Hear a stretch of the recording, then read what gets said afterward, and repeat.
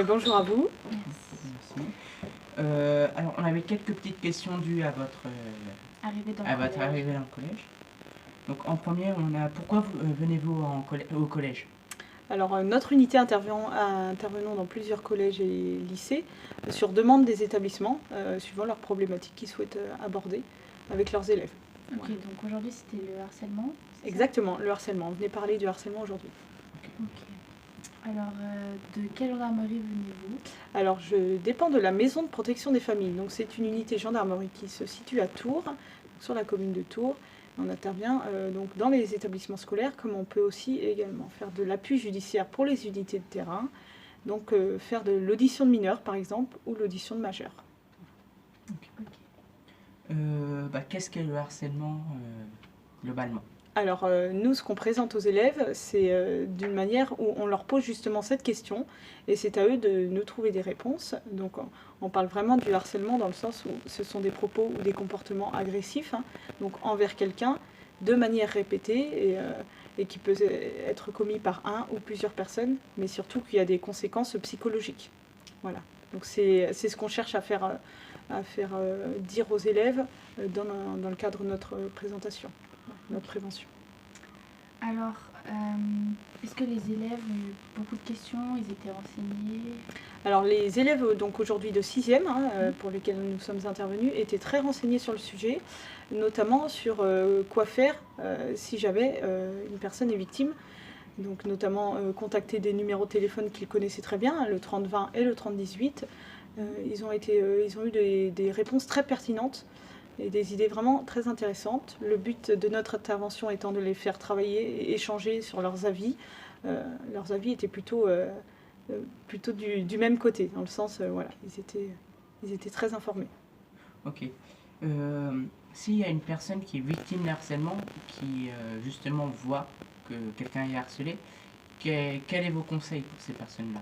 D'accord, donc pour une victime ou un témoin, ce qu'on a pu évoquer donc le 30-20 et le 30-18 qui sont des numéros dédiés au harcèlement, donc le 30-20 vraiment au harcèlement et le 30-18 au cyberharcèlement.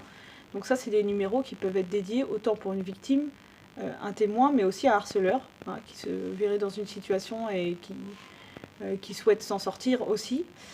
Mais aussi la personne de confiance, principalement on aiguille vers une personne de confiance à qui se confier et justement de pouvoir se confier à un adulte comme un mineur. D'ailleurs les 6e ont pu évoquer ici des professeurs qui font partie du protocole phare, donc ça peut être également des personnes vers lesquelles un mineur peut se tourner. Le témoin a son rôle important aussi dans le sens où la victime qui n'arrive pas à se confier, c'est réellement le témoin qui va avoir son rôle important. Ouais.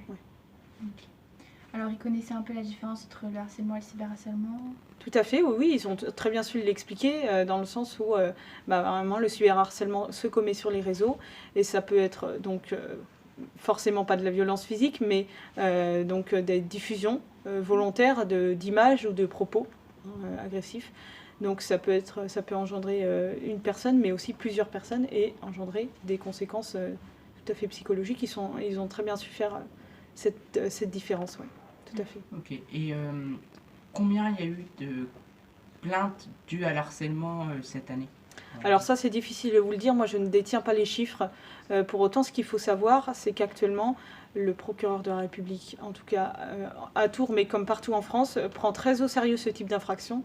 Et dans ce cas, la moindre dépôt de plainte est très vite poursuivi et ils sont très vite condamnés. Voilà, c'est des procédures qui sont vraiment prises au sérieux et que l'on traite le plus rapidement possible pour faire cesser ça, justement. Donc j'ai pas de chiffres à vous donner précisément, mais il faut savoir qu'en tout cas, c'est vraiment pris en compte autant par les forces de l'ordre que par la justice. Okay. Voilà. Est-ce que vous avez quelle est l'intervention sur le harcèlement qui vous a plus choqué ou Alors nous, on n'intervient pas spécialement sur mon unité actuelle sur du harcèlement à proprement dit. Pour autant, moi j'auditionne des mineurs qui sont victimes de faits à caractère sexuel notamment, ou de violences physiques. Et c'est des choses qui parfois peuvent être liées, notamment sur le cyberharcèlement. Ça peut être un petit peu lié. Alors j'ai pas d'exemple à vous donner à proprement dit, mais il faut savoir qu'on en fait quand même beaucoup de mineurs, en tout cas beaucoup d'auditions de mineurs. Okay. Merci. Merci Merci à vous pour vos questions. Merci Et beaucoup. bon courage. Merci.